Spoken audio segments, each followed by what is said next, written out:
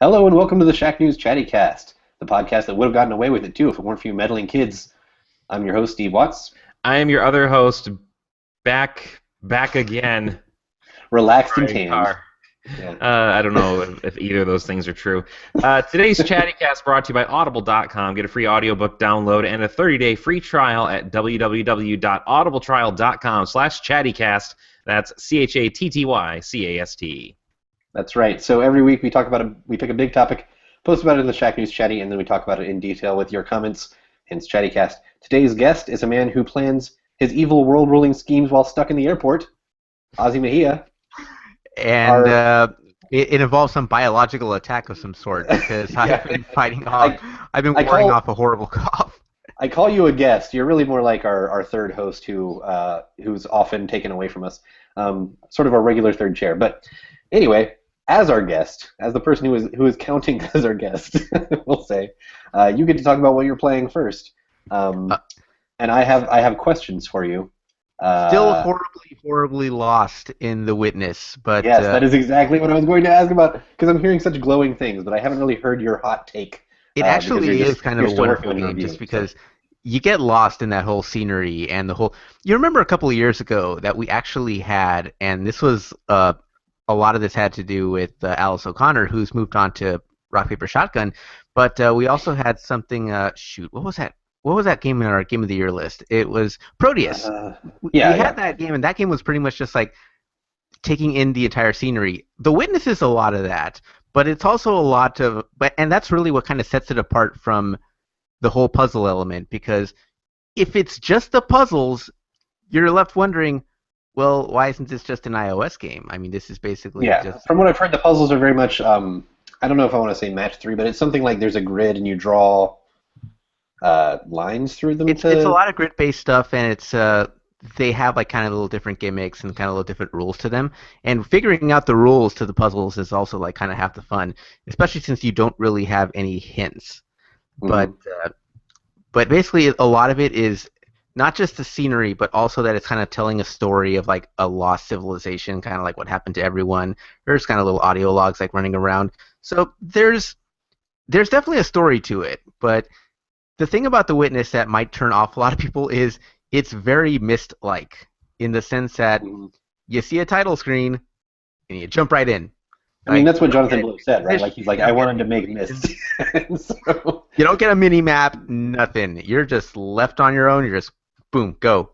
So if you're into that sort of thing, that's great. And I'm personally never been into that type of game, but I'm starting to really kind of get into The Witness. It takes a while to really kind of just start to immerse yourself in it. And the thing is, I don't know how many people have the patience for that, but you know, if you, I think you're gonna be pretty happy with it.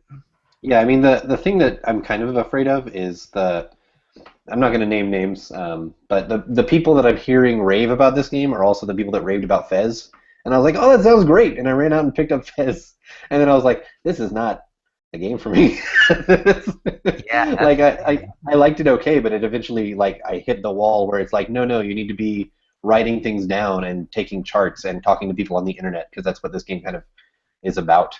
I think it was Josh that was smart enough to look at, I don't remember what other site was doing it, but somebody actually took the map that you see at the side of the boat, because there's a boat that escorts you across the island and like escorts you to like a different sector of it, because it's a huge island. But there's also like a little map like on the side of where you jump into the boat.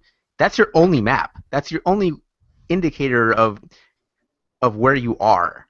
So somebody just taking a screenshot of that is probably the smartest thing you can do, just to kind of keep track of where the heck you're at. I have heard people saying they've like taken pictures and screenshots and stuff for reference. It's one of those games, Steve. I don't know if that's for me, but it sounds so exciting that I kind of want to like test it out. I wish there was like just a demo that I could like try it out and see if I think this would be really better suited to a demo. Yeah. I mean, it sounds like it's got kind of an interesting puzzle hook. I do like the puzzles so far, but the problem is when you get stuck in a puzzle, like I do, and I spend like 30 minutes checking away at it, I go, yeah, I'm not going to get this. I should just move along now. I mean, it sounds so different than what Jonathan Blow did before, because Braid was, Braid was a puzzle game dressed up like a platformer, like it was Yeah. like disguised as a platformer. This sounds more like you're wandering around an open world and then you find a puzzle, like an actual puzzle. Is that basically the That's pretty gist? much it, because the puzzles basically power a lot of what's going on in the island. Like, Hmm. basically all the power is shut down, but to kind of activate everything, you have to solve the puzzles. So Yeah.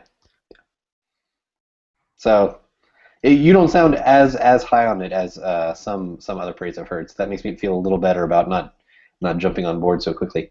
I'm Uh, I'm kind of ready to admit that I'm an outlier on this, and I'm oh, kind of ready to put my helmet on when the eventual review goes up. why so low, Ozzy? We're gonna start, The praise start has asking been you like now. effusive. Like it's kind of weird seeing some people who are very level-headed and kind of cynical about games all of a sudden just get all giggly about this. Yeah, I mean, I've heard it called a masterpiece. I've Yeah. heard there was some tweet that I think um, it was either from or retweeted by an IGN guy that I know, where it was, we have Oxenfree and The Witness, and they're both masterpieces already, and it's still in January. And I was like, wow, Okay, slow down, that's. slow down. Slow your roll just a bit. So like Josh liked Oxenfree, but I've also heard some complaints about it as well, and I feel like The Witness. I'm starting to hear little tiny bits of complaints here and there, and I feel like those little pockets will be the things that end of the year, game of the year time, people will be like, yeah, it was good, but this and this and this. People tend to level off after a while. It'll be one of those fun things to look back at in December when you're looking back, kind of like reviewing by month, and then you go to Yeah, January and like, oh, January was a lot better than anybody thought. yeah, and I mean, I like this is not really a discussion that I like to have. But there was a lot of backlash about the price when they revealed the price, like, oh, $40, blah, blah, blah, blah, blah, blah, blah, which, whatever, like, wait for a sale. But Wait a minute, but it's I will $40? say, like, yeah, Yes. it is Wow. $40.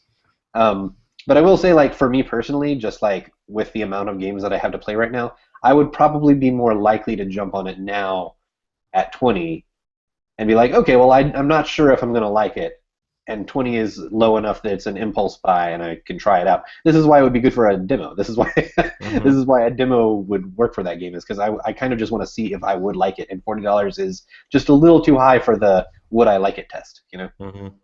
Um, Agreed. but that's just me. I don't know. Maybe other people are a little more willing to to take a chance. So, Ozzy, have you been playing anything else while you've been sort of in the air constantly? Mario and Luigi Paper Jam, of course, which was the other game that I reviewed earlier this month, and I'm a big fan of that series, and I'm basically a fan of Mario and Luigi RPGs going back to Superstar Saga, and even before that with the original Super Mario RPG.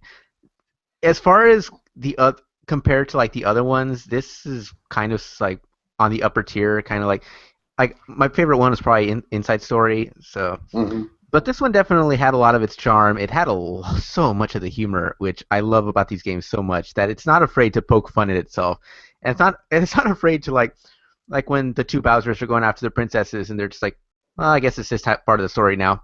So it's just not afraid, just like kind of just Yeah. just have a little fun with the concept. It's a mixed bag for me. I love the RPG stuff. I love all of it, but the papercraft idea, and I like the addition of Paper Mario, and it's especially a nice change from Sticker Star, which I couldn't stand Sticker Star. Like Steve Star was a pixel hunt way too often. That's yeah, what I think about it. I was done with Sticker Star about like 10, 15 minutes in when I realized, I go, wait, you can actually go through the entire levels without getting into combat once and still be okay, because as long as you have the right stickers, you win. Like that wasn't for me. So, but the addition of the paper attacks and the paper trio attacks and like the tandem moves, really cool stuff. It's the actual giant papercraft battles themselves that Yeah, aren't.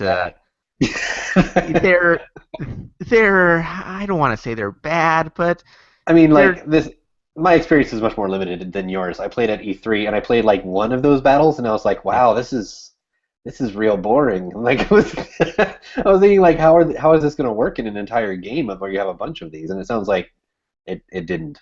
Boring is kind of a kind of a good way to put it. Like I really didn't have a lot of fun with those. And worse than that, the camera's awful. Like you have to keep hitting the L button to like adjust the camera and everything. Like the camera doesn't follow you around. It's not good. Which is too bad because you see like about 5 or 6 of those sequences throughout the game, and it's not a bulk of it, but it's enough of it to just make you kind of just scratch your head. Yeah. But other than that, you're in it basically for the story, and you're in it basically for the laughs, and you're in it for the surprisingly good characterization they've given to some of the ancillary characters. Like the Koopalings got good screen time. Like I was kind of happy with that. Like Roy and Wendy and all them? Yeah, oh they my actually goodness. had like a decent amount of screen time. They had their moments. Toadette was actually a great character. They made her something more than Girl Toad for once.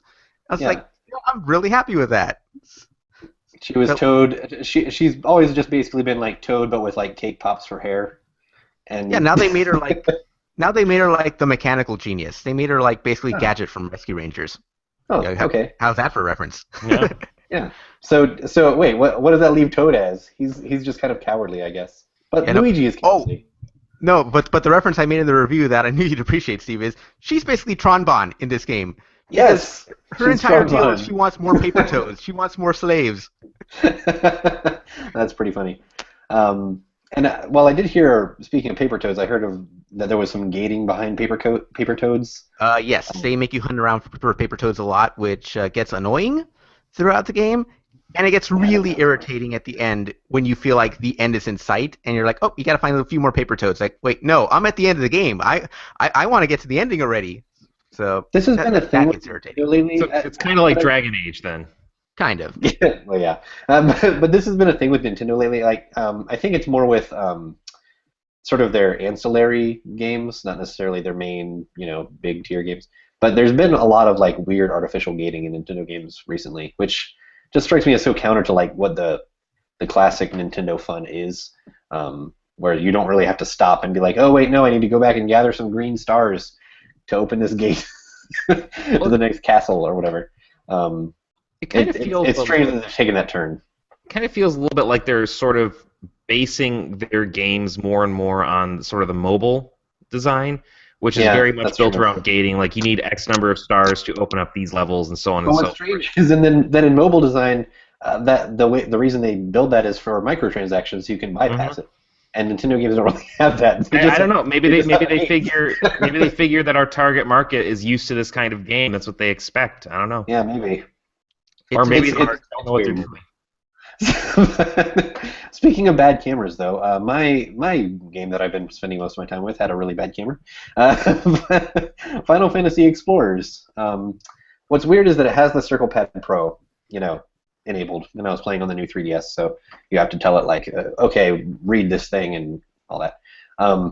But like, there's no auto camera. It doesn't like auto snap to your back or whatever. So oftentimes you'll get plopped. The airship is like the teleporting, mechanism for getting close to where your target is. So you get kind of plopped into the middle of a field, and you're like, okay, well, I need to take the left path out of here to get to the boss. And you'll start going left, but it doesn't go behind you, so you're just like running left across the screen, or even like running towards the screen. It's very weird, and then you have to kind of babysit the camera. It's not great. As of last week when we had the show, I had just barely started playing it, and also I wasn't allowed to say anything review-like. So I gave very basic overview ideas of like, oh, it's kind of a simplistic Monster Hunter. Since then, I've played a lot more, and that simplistic nature wears thin after a while. Oh, excuse me.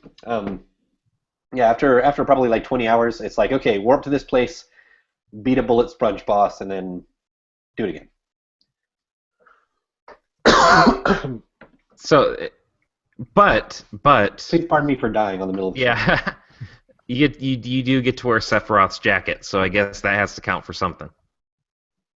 There's a lot of fan service here. You have to gather certain like craftable doodads basically to be able to wear those things, but they just give you the blueprints very quickly. And there's these two Moogle characters that are like, here, have Yuna's clothes, and you have to gather like the resources that you get from beating tonberries and cactuars.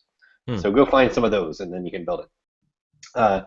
what's funny is that those outfits they're full body outfits, so you don't wear like Sephiroth's coat with a hat or anything. You just wear the coat. But like they replace all of the slots, but they're like way better stats than anything else that you have access to early in the game. So I basically just wore that stuff like the entire time. I'm sure that if I were to keep playing the post-game content, I'd get access to like more customized gear that has much better stats. But as far as like just giving you something that's kind of overpowered early, I'm like, all right, Sephiroth's coat. And then once I could afford it with all the right crafting materials, I changed to Lightning's outfit with the sash, you know. So it was like a boost from, it was absurd. It was like a boost from like, I think like 10 regular defense to like 30 when I went to Sephiroth's coat, and then up to like 75 with Lightning. So it's really like not even balanced. It's like they really want to encourage you to use those fan service gear types. But yeah, I mean, like I liked it okay overall. My review is up now, but I liked it right overall. It's just that the mission structure is just very basic and never actually changes. There was one point that there was a line of dialogue that I was like, oh, that's interesting. Like maybe this is an interesting challenge, like a kind of combat puzzle I have to figure out. When you're going to fight Phoenix, the person who gives you the mission is like, but how do you defeat a monster that keeps coming back to life? And I was like, that's a good question. I don't know. How do you do that? Maybe this is the thing I have to figure out. And then I went and fought it, and I just killed it. And I was like, oh. The same way you kill everything else. There's your answer. Yeah, exactly. Like it's just got a long life bar, and then you drain it with your attacks, and then it dies. It's the same as every other fight, which is the same as every fight in that game. And I'm sure that if you fought, you know how Final Fantasy games do, and how Monster Hunter games do, I suppose, where they have like big threats, you know, where you kind of have to gear up and really plan things out. I'm sure if you went with that sort of thing, you could party up with, you know, your 3 friends, and you could each kind of have your roles where you're healer and attacker, and that might make it a little more fun. But I just had no interest in going back to it for any of that stuff. But it introduced me to those mechanics in a way that, like, I feel like this is a good start. If Final Fantasy Explorers is like Final Fantasy trying to take on Monster Hunter, this is like, okay, we'll build on that. Good building year, guys. Like, yeah. I think there's room for a game that has that kind of design, but doesn't have quite so much of the arcane systems and like really finicky movement and that sort of thing that characterizes Monster Hunter. I think there's definitely, I mean, there's got to be an audience, I don't know how big it is out there, that wants to play a game like that but doesn't want to have to get good at it.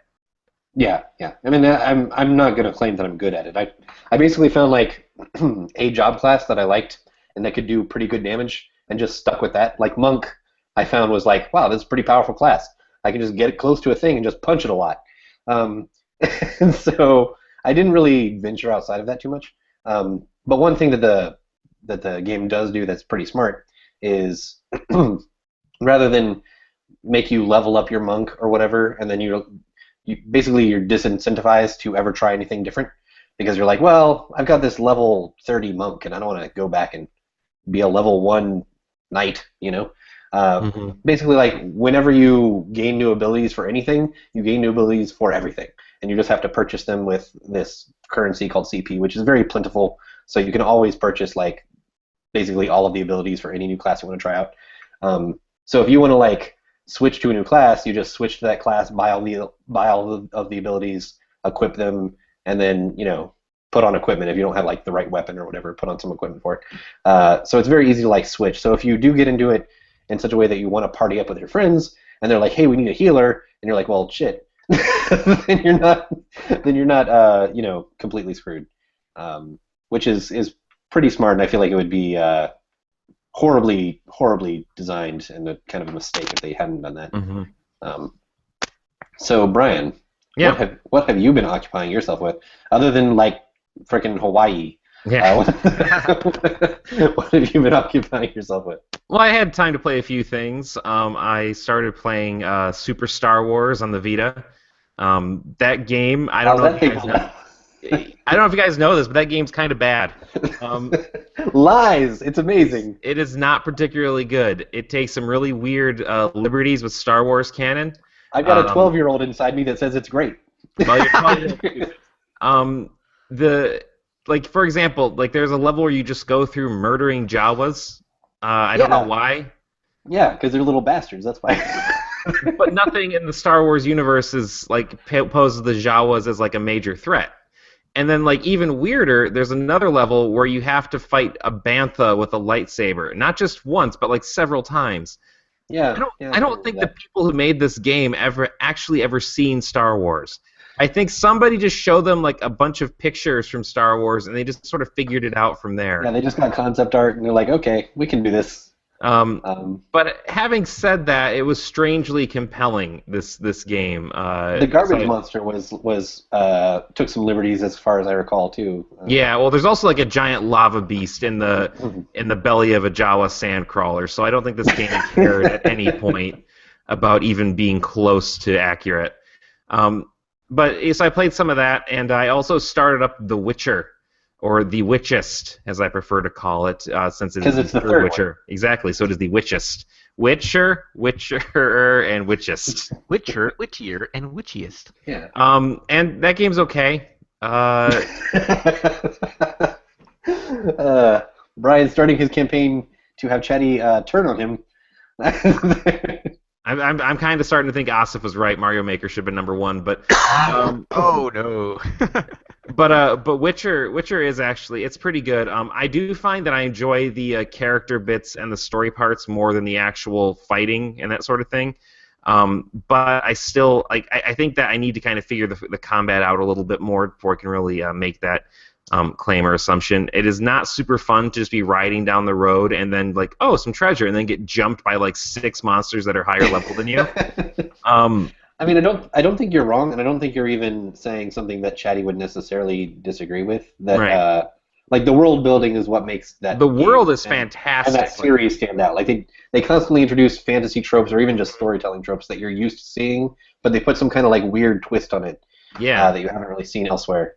Yeah, that's like, I love the world, I love the setting, the characters. I want to read the books. Like that's, I mean, when's the last time a video game made you want to read a book? So that's all pretty cool. I'm not. So again, I want to make it clear. I like it. I don't think I can quite get as crazy about it as Chatty maybe. But I'm still relatively early on. I finished all the stuff where the Emperor sends you looking for Ciri. So I assume I have barely even started the game. Yeah, you're scratching the surface. I mean, for me, like I think I enjoy the idea of the combat more than I enjoy doing it. Like, oh, yeah. I need to make sure I research these monsters and oil up my sword and constantly keep it repaired, and you know. See, that's about the thing. Like, there's a lot of work involved in being a Witcher. I fought the Moonwraith, and it's like, you should put some oil on your sword. I'm like, I don't even know what you're talking about. So I just ended up being able to kill it without doing anything. So I'm like, this is fine. This is fine.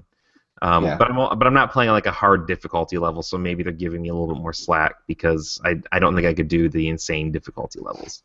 Yeah, I'm sure. There's somebody out there that has completed like every mission on the insane difficulty levels. And it took them roughly 500 hours. Good Lord. Yeah. That's one thing. There might be too much of this game already, I can tell.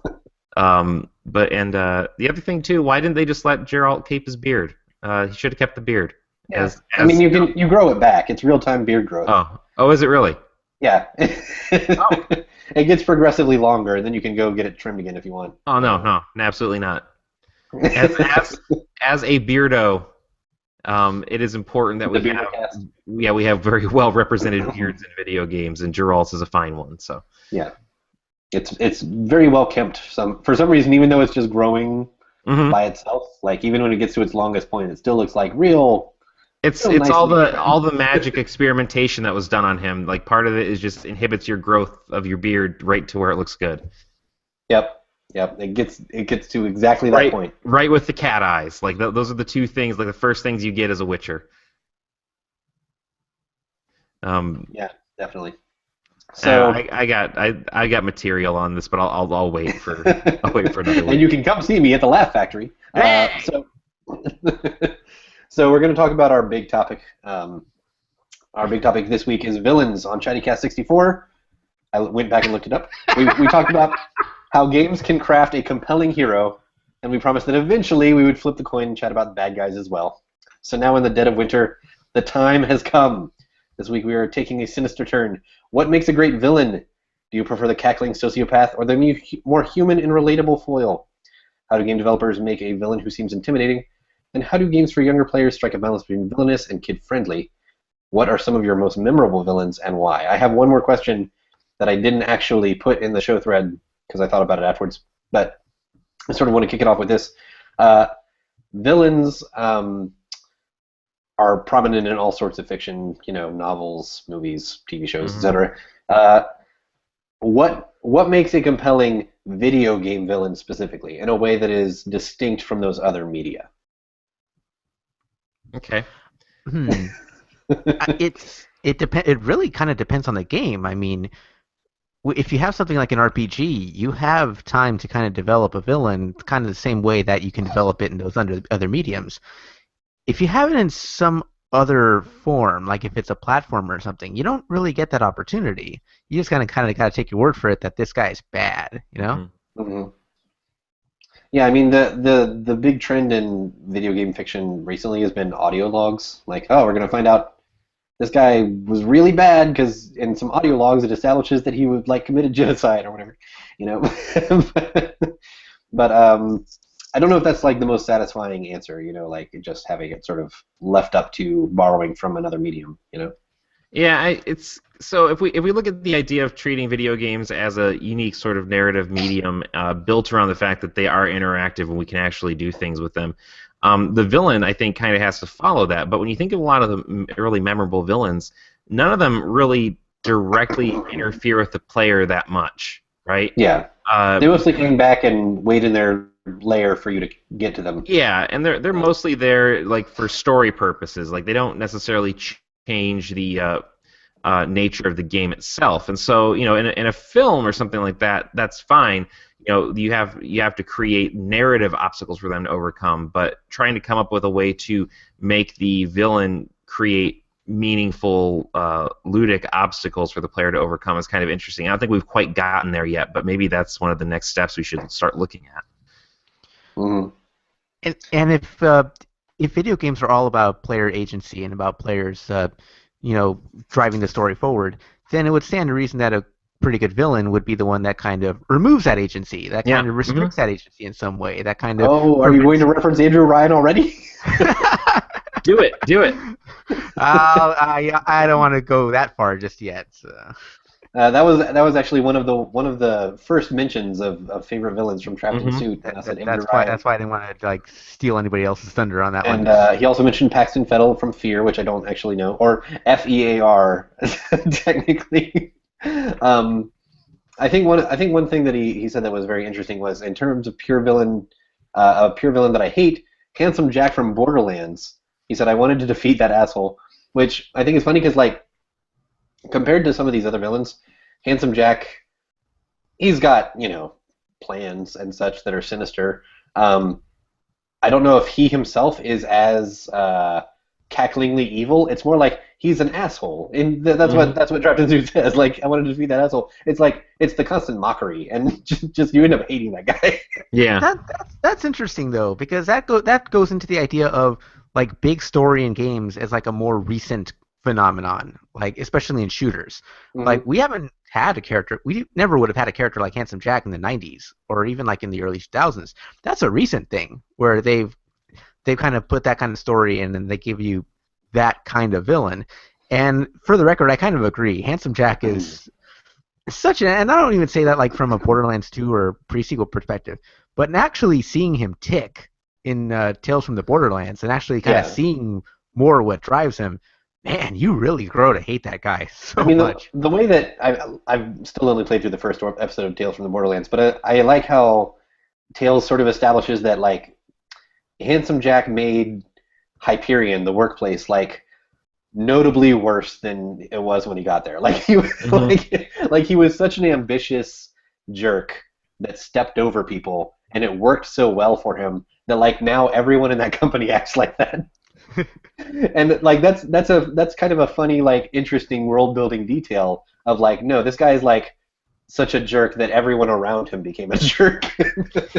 and that's why Reese is such a fascinating character in that story. It's part of the reason that we kind of spotlighted him in our best characters of 2015 was. Is it that easy to avoid going down that path? Is it that easy to avoid becoming Handsome Jack in that environment? And you see that even though he does try and do things differently, it's not as easy to sidestep his path as it looks. Mm-hmm. And that's really part of what's fascinating about that whole story, and kind of to a lesser extent, what's more fascinating about Handsome Jack himself as a character. Yeah. We could make this the handsome Jack cast. Well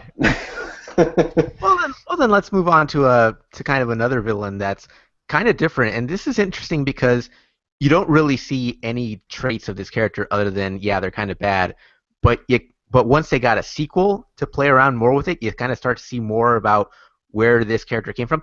GLaDOS. Yeah. GLaDOS was. She was in the original. She was like. Kind of Hal, like it's an evil robot. Like that's all you really needed to know. It's just an evil robot, and her form of evil is disregard for life in a way that's like, okay, well, yeah, she's a robot. She doesn't really care about life, but at the same time, like doing it with this kind of like cold, biting sarcasm towards everything, towards you. But then, yeah, you're right. The Portal 2 just fleshed out that character. In such an interesting way that she became sympathetic, where I kind of wonder if she's even like a villain after Portal 2. Like, do you still consider her a villain at that point? It's hard. I don't consider her a villain. After that, I don't consider her an anti-hero or anything. But it's just she's kind of tragic in a lot of ways when you see how she came to be what she is. Yeah. But at the same time, she is kind of happy-ish with her existence. So that's a hard question to answer. Kind of like the same way it's hard to answer the question of, do you consider Wheatley a villain? I do, but here's what I think is interesting about Wheatley, is that he's sinister because he's dumb. Like that's the thing that's interesting about Wheatley is, and I believe this had to be their intent, was that he shows just how dangerous stupidity can really be. Because it's like he has no business getting to the position he's in. And what's even worse is the person who put him there is you, so you're even dumber. And this is a giant allegory for our political system today. Yes, it is. I think it is. It's like putting someone dumb into power is possibly even worse than putting somebody evil in power. Yeah, it's kind of like the thesis statement of Portal 2. Right, and I think that's what makes him really, really interesting. And I love the fact, and we should probably just mention there's going to be spoilers throughout this thing. Yeah, obviously. But we're talking about pretty old games, so. But I love the fact at the end, after the credits, he's just floating around outer space, and he's like, if I had to do it over again, I don't think I would. It's just like that's his big moment of personal. That's his big takeaway. Like that's because that's as smart as he gets. Like that's as introspective as he really gets. Which I had some issues with Portal 2, but the characterization, the characters was not one of them. That was really brilliantly done. Yeah. To bring up some other villains, and this is just a fun topic to talk about, like just a bunch of villains. GLaDOS was mentioned by Rev Raven. He also mentioned Shalashaska. Yeah, Revolver Ocelot. Let's talk about Revolver Ocelot. I'll talk about Revolver Ocelot. Now, see, here's the thing. Like I follow MGS lore to an extent, but my most recent experience with MGS lore is MGS 5, where like he's the reasonable one. Yeah, and that's what's interesting is that I think, and I think this is something that they did because when you first meet Ocelot in Metal Gear Solid, well, in Metal Gear Solid, obviously he's the bad guy. He's trying to shoot the DARPA chief and like blow him up and all that. But if you go back to Metal Gear Solid 3, like they go out of their way to kind of paint him as a very kind of like he's a true believer, kind of fascist, kind of monster, right? And then Big Boss just kind of like comes into his path, knocks sense into him, and we then see him become like an ally to Big Boss, and we see him sort of mellow out and kind of completely change his personality. And I think that's what kind of makes him interesting is that there really isn't one. And Miller becomes the asshole in that one. Yeah. Miller is such a jerk in MGS5. But here's the thing I want to propose about Metal Gear Solid 5, and this would be an actual spoiler. I think that by the end of the game, you are the villain. Like, despite all the nobility and despite all the nobility and like lofty ideals that Boss and the Outer Heaven guys hold themselves up to, you have basically just said, we are now a military organization that can essentially answer to no one and run ourselves. We can do whatever we want. And in any other game, they would be the bad guys. Well, and the thing is, in the other games, they are. Like, that's the and I think that's kind of what's interesting is that, and what's probably cool about Metal Gear Solid 5 in general is that it does make that story more complex. Like, yes, it is unquestionable that these guys floating out there on their oil rig, thinking they can essentially control the world or like just offer their service to the highest bidder with no real repercussions. That can be a problem. You can see why they were considered a threat. Now, of course, we go deep into Metal Gear lore. There's like a bunch of other stuff like that. But you, at the same time, you see why they got that way over the course of several games, and you can see, like, okay, they do believe they are the hero. They do believe that what they're doing is right. And I think that's really, really interesting. They are in Guns of the Patriots. That too. It's the old nobody thinks they're the villain, trope.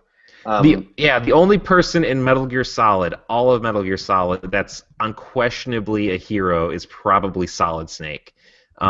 Because he doesn't really ever have that compromise in his moral fiber that the other characters make. We talked about this a little bit in the MGS in the Metal Gear episode with Rob Rath, where that's sort of how Kojima looks at the world, where it's like war is evil, but warriors are good, and so Solid Snake is like the classic. The noble warrior archetype. Yep. And Big Boss to an extent as well. Yeah. Like they all fit right in. Probably takes it a little too far. So the man with the briefcase, our man with the briefcase, Asif Khan, mentioned a few, and I'm going to sort of group some of these together because I think it answers one of our questions. But first I want to talk about one other one that he mentioned that doesn't fit into this grouping. The Locust Queen and Gears, I don't remember. I remember there being locusts that you fought, but I have no specific memories about the Locust Queen and Gears. Does anybody? I know he's a big Gears fan. Maybe it stands out more to him. I think it's just like, okay, I like all these characters. Let's talk about these characters. Sure. Yeah. But the one that I think illustrates one of the questions that I asked is Ganon and Ganondorf. Same thing. Bowser, Dr. Wily, King K. Rool. My question: how do games for younger players strike a balance between villainous and kid-friendly? There's sort of a couple answers to that in his answers. You've got Dr. Wily and King K. Rool who just kind of lose and come back the next time. Mm-hmm. Same thing with Bowser, where at this point he participates in Mario sports games so much that it's almost like it's like a job for him. I was gonna say, I don't really see Bowser as a villain. Bowser's a victim of circumstance more often than not. I kind of picture it like those old I know what you're talking about. Yeah, the sheep herder cartoons where they clock in the morning, like Morning Sam. Like that's how Mario and Bowser work in my mind. But if you notice, in like a lot of the RPG games and such, like he is just as often a victim of the main villain as Mario is, if not more so. And I think that he's just kind of like the sheepdog. He's kind of a bully, but he's also kind of like whiny in a way. Yeah, like gravitated me so much towards the original Mario RPG in '96 because they did have that kind of Morning Sam, Morning Ralph, like kind of dynamic. And then suddenly a new villain comes on, and like, wait, what's going on? Like this isn't our routine. This isn't our dynamic. This is and it was affecting Bowser as much as it affected Mario. Like that was really interesting to see at the time. And when they go in that direction, it still gets really, really kind of compelling. Like those early Mario and Luigi RPGs like Superstar Saga and all of them, when they have like a third-party villain that's coming in and basically muscling in on Bowser's territory. Like that's always interesting to look at. They usually kick him out of his castle and he's like, hey, what the hell? Like, and I love the running gag that Bowser makes Mario a lieutenant in his army. He just makes him a grunt. He's like, okay, I'm going to use you to get my territory back, like that. And Mario just goes along with it because I think he knows deep down that Bowser's ego is very, very fragile. And Mario is like Bowser's only friend. Like that's the tragedy. He really is. I think was it Mario Sunshine that like they kidnapped Peach and then you get to the end and it's basically like Bowser Jr. wanted like a mom figure, and it's like, yeah, that's exactly that's really sad. But if I learn anything from Paper Jam, he really wants a brother type, which is kind of funny because he has the Koopalings around. So apparently he doesn't like any of them. Yeah. Well, they're technically his cousins or something. I don't know, but yeah. Whatever. They're like siblings. Anyway, the only other example, Ganondorf, that's a little less kid friendly than some of these others, but I think the thing that makes that kid friendly is probably that it's wrapped up in this mythology of fate, where it's like, well, he's gonna lose because like it's fate, like he's the bad guy. I mean, the good guy is fated to defeat him, you know. I mean, let's be honest. You can have villains in a kids thing that are legitimately villainous. I mean, we often think of the villains in video games as like, well, they've done this like X, Y, or Z horrible thing to this individual, or they've raped or killed or whatever. You can still have a villain that is like, represents like, the absence of morality or an amorality that is direct opposition to the hero, and it fits just fine. Like, you don't really have to sugarcoat a villain. Look at a lot of like Disney movies, for example. Genon's history is just like a thief who really wanted this treasure, and the treasure happened to be this power. It's And kind of springboarding off of that, one of my favorite villains lately has been Xehanort from Kingdom Hearts. Like he's a total Emperor Palpatine type, a total like the only character that's having fun. It's a total immoral soul that's like consciously seeking out the darkness and looking out the cover of the entire universe in it. Like, and he's really into that role, and that's why it's gonna be so sad that somebody else is gonna have to take that mantle because rest in peace Leonard Nimoy. But that character is incredible. Like that's a great villain right there for a kid's game, and he's legitimately terrifying without being like without scaring the kids off completely. Right. So kids are tough. I think you got to give them some credit. Kids are tougher than we usually give them credit. Yeah, they can handle. I mean, you don't have to do like Chaos from Skylanders where it's like purely a comic relief thing. You can have legitimate. Chaos is like the absence of scary. The least threatening villain I can think of. He's done like it's like Invader Zim is scarier than Chaos, and they're they're basically the same guy. He gets displaced like in the first cutscene, and then they introduce the real villain. At any rate, to read a couple others, we're gonna move on soon. But to read some other comments, the alien wrongness of Purple Tentacle, it says Watcher XP, the Guardian of Ultima 7 from Dirge 23. I didn't play Ultima 7. And John, I'm going to butcher his last name, Irenicus in Baldur's Gate 2. He says, for one thing, he sounded a lot like Alan Rickman. R.I.P. Alan Rickman. But yeah, those are some of our and nobody did a better villain than Alan Rickman, for the record. But yeah. So very quickly, we've already mentioned some of our favorite villains, but let's quickly hit quick hit any villains you haven't mentioned yet that you think just deserve a quick shout out. Ozzy. I personally think that Carver from season 2 of The Walking Dead had a lot of potential. I wanted to bring him up. Yeah, he's I totally forgot about that, but yeah, he doesn't have like the same kind of like sympathy that the governor has like in the comics or the TV show, but Carver is just such an evil bastard, and he's just like constantly like striking at Clementine and everything, to the point that when Kenny finally had him cornered and he goes, "Walk away, you don't want to see this." Clementine was like, "Nope." I willingly wrecked her just so she could, just because he was such a jerk, just because he was such an evil person. I mean, the thing that makes him interesting in my mind is that he's like, a lot of villains are like dark reflections of the hero, And season 2 of The Walking Dead was a lot about how's Clementine going to move forward in this world now that she doesn't have a mentor or parent figure anymore. Right. Making her own decisions. What kind of person is she going to turn into? And Carver was very much like the person that the world screwed up so badly that they're like a broken, terrible person. And he even says sometimes, like, he even tells her like very directly, like, Clementine, you have leadership skills. You could be someone like me. Exactly. Like that's unsettling. Yeah. In a very real way. Yeah, exactly. And she's so young too. Like, that's what makes it doubly unsettling, is that like he's saying like you could grow into be me. And it's like, So what's interesting about the season 2 of The Walking Dead, I think like, the villain, like the antagonistic force is really adulthood. adults are either incompetent or exploitative and evil or not to be trusted or anything like that. Like or every Kenny. bad thing, or Kenny. Or Kenny just loses his mind at the end. Yeah. Hey, I will ride or die for Kenny. But I'm one of the only people on the internet that was basically took Kenny's side any chance he got, apparently. But I did right up until the end. Yeah. Where it was clear that he was just bye-bye. So can we talk about the end of that, though? Can we talk about the end of that? We got to move fast, but we can briefly. Yeah. Okay, yeah. So that game itself, like the villainy in that game is just such a. It's not like a mustache twirling thing. Like when you make the choice of what to do about Kenny at the end, I made a choice that I'm still not happy with because now that I know how it turns out, I feel like I got played and lied to. But that, to me, I think really underscores that there are different shades of villainy, and I think that, just the simple act of lying to someone about someone they care about is maybe one of the nastiest things you can do. And I would love to see more games try to do stuff like that instead of saying, this guy's a bad guy because he killed the hero's fiance, or this guy's a bad guy because he wants to blow up the world, or something like that. Yeah.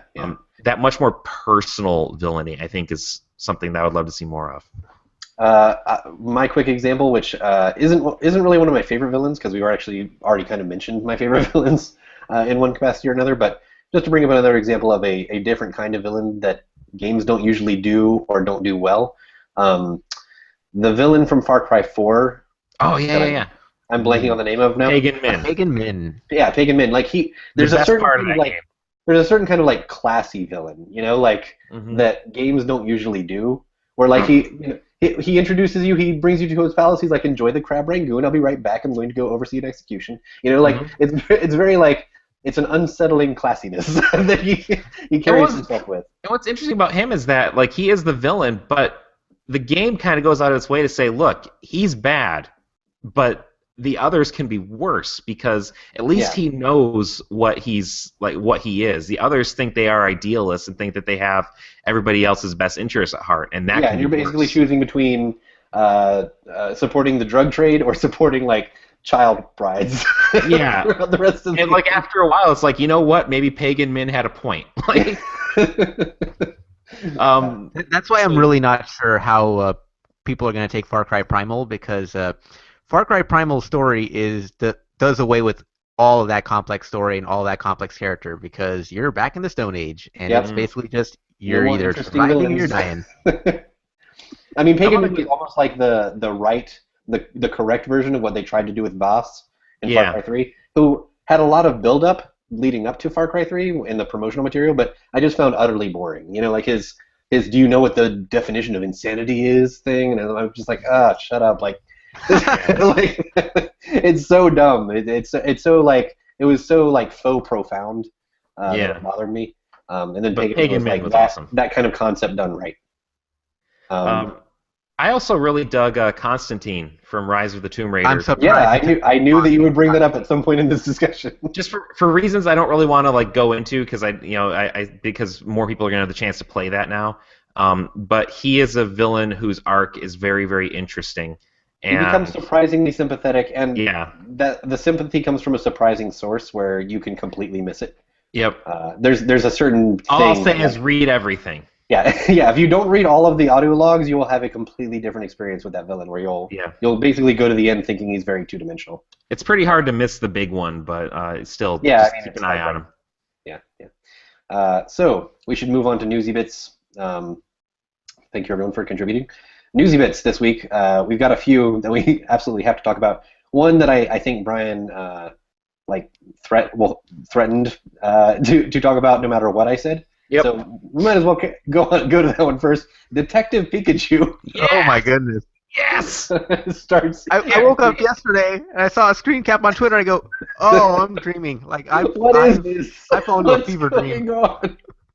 What the hell's happening?" Yeah. I love everything about this. I think we had already known about Detective Pikachu. We had already heard. I recall hearing about it, but it was just in like a quick mention at some point. I linked to the story that you wrote back it was late 2013. It was like October 2013 that the idea first came up.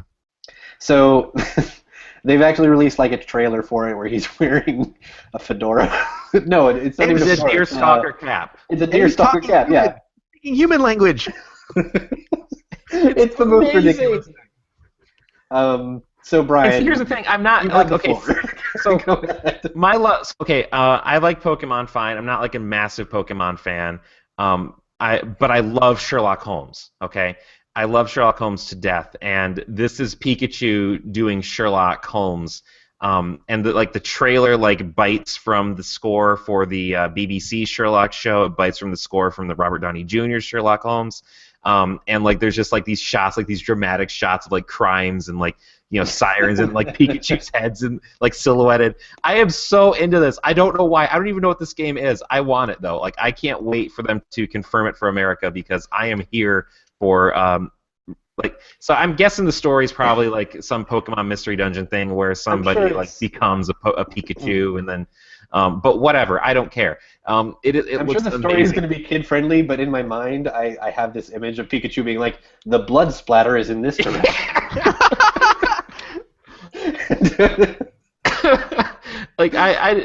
Everything about I must have watched that trailer and I'll probably watch it again. I've watched it at least 3 or 4 times now.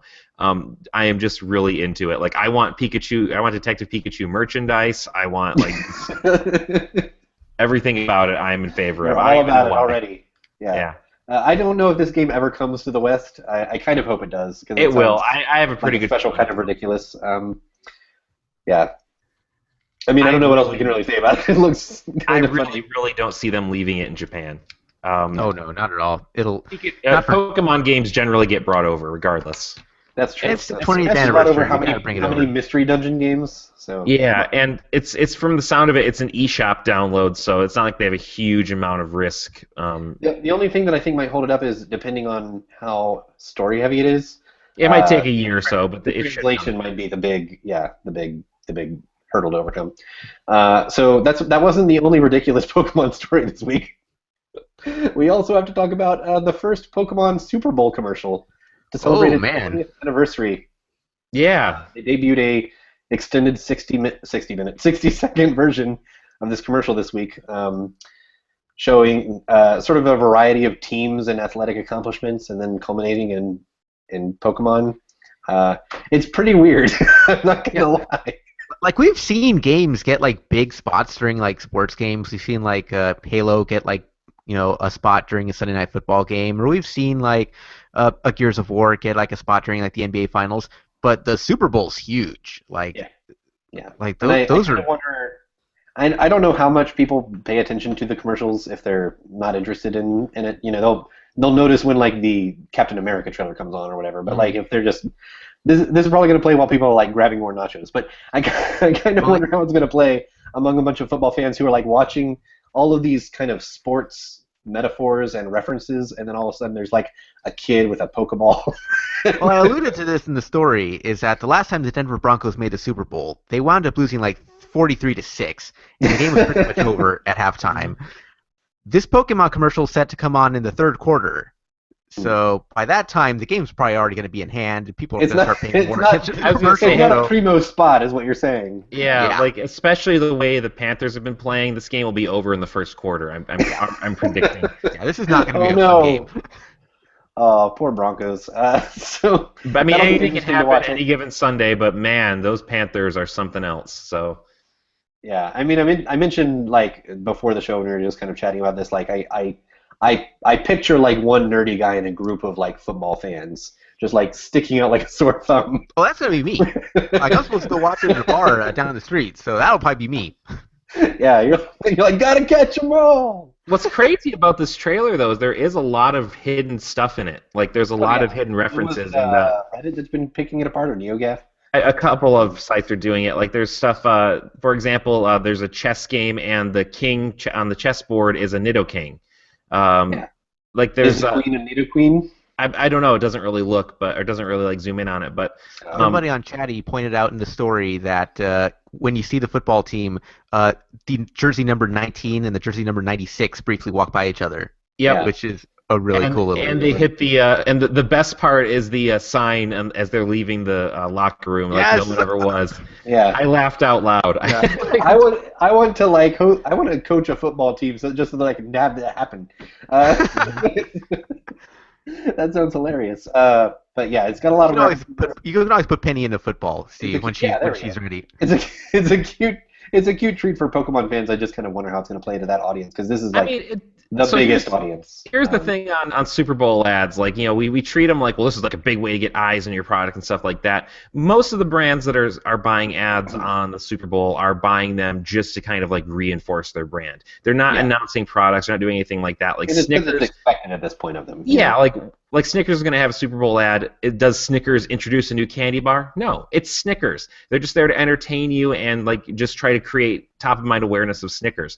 And so people saying, well, isn't it a waste to not show a new game? Like, no, actually, nothing is really ever announced. It's brand awareness, yeah. But I kind of wonder if, like, in this day and age of the internet, in our day of the information superhighway, is it actually bigger on the internet before the commercial ever airs? You know, like, yes. Like the number of people that watch like the new Coke commercial when they put it on the Coke YouTube channel or whatever, that's got to be like orders of magnitude bigger than the number of people like actually sitting and watching that commercial break on that day. So it's a more captive audience. It's not necessarily a larger reach, right? Yeah. Like you cannot really beat the Super Bowl in terms of reach, but the people sitting there watching on YouTube, they're going to watch it multiple times. They're going to share it with their friends. But that's what I mean. Like saying we have a Super Bowl ad is like that's the attention getter in and of itself, kind of. Right. Like you're not so much banking on people watching that specific ad at that specific time, et cetera, et cetera. It's like literally you're spending hundreds of millions of dollars just to show off. Like that's all you're doing. Yeah. And Nintendo has that kind of money. Yeah. Let's be honest. And the Pokemon Company especially has that kind of money. Yeah, so. Really. Holy cow. So let's wrap up real quick. This is a pretty quick game. It's about Detective Pikachu? It is about Detective... No, it's not. It's Beat the Doc. This game is called Between the Lines. I'm going to read a quote from a famous video game villain. I'll try to do a dramatic reading. And you just have to tell me who it is. Pretty simple. Is it Detective Pikachu? None of them are... Okay, I'll give you a hint right now. None of them are Detective Pikachu. Well, then I have no interest in this game, but I'll play anyway. All right. So Ozzy goes first. And for these first two, I'm pretty sure I picked ones that the other one is like definitely going to know. And that was on purpose. So Ozzy, I will destroy everything. I will create a monument to non-existence. Monument to non-existence. Oh, I bet Brian knows this one. Oh. I don't know. Brian, do you know what it is? Is it Kefka? It is Kefka. Oh, jeez. One of my favorite villains. Yeah. Other great lines include, "You all sound like chapters from a self-help book." Oh, yeah. That's one of my favorites. Because they all give him the real power is friendship. And he says the one thing a villain should say is, "You all sound like idiots." I almost pulled his quote from the very end when he says, like, why do we all struggle when you know we're ultimately going to die, that sort of thing. Okay, so Brian, here's the one that I'm almost sure that Ozzy will know, and you might know too. You weak, pathetic fool. Okay, that narrows it down. I don't know it. Ozzy. It's Shao Kahn. It's Shao Kahn. Oh. Mortal Kombat, obviously. All right. Yes, obviously. No other villain has ever said that. Yep. Just the one. So we're tied 0-0. It's the one who's known for it, yeah. All right. Ozzy, despite your violent behavior, the only thing you've managed to break so far is my heart. Oh. GLaDOS. That is GLaDOS, yes. Yeah. Brian, you can kill me, but you'll never have my city. My strength is not in steel and fire. That is what the parasites will never understand. Oh, that's Andrew Ryan. That is Andrew Ryan. You're tied at 1. Nobody else is going to say parasites like that. All right, last one. Perhaps my favorite one. It's going to be the tiebreaker. Make sure you buzz in. And I do have a blank here of something that I think would give it away. Okay. That would not be nearly enough. You only have 1,000 blanks? You're joking with me, yes?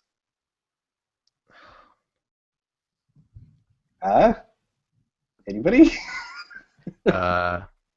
Pass. I got nothing. Oh, it's too bad. It stays tied at 1. That is Tom Nook. What? The greatest villain of them all. All right. So that was the game, and that was the show. Tom Nook. Anyway, I saw a Mr. Rossetti amiibo today. I was very tempted to get it. Anyway. You should. Yeah, I actually should. The point is, that's the show. Ozzy, real quick before we go, do you have anything else to plug? You've been putting up preview coverage from your mini trips like crazy on the show. I'll hopefully have the final review on The Witness later this week. And there's something going up tomorrow that I cannot say what it is, or else I would probably see a red dot on my forehead. People will get mad. But you also have a few previews that went up today, I think. Bravely Second in Lair, which is... I think the most interesting thing about that is how you have to like pick a path, and you might get a job class roped off to you.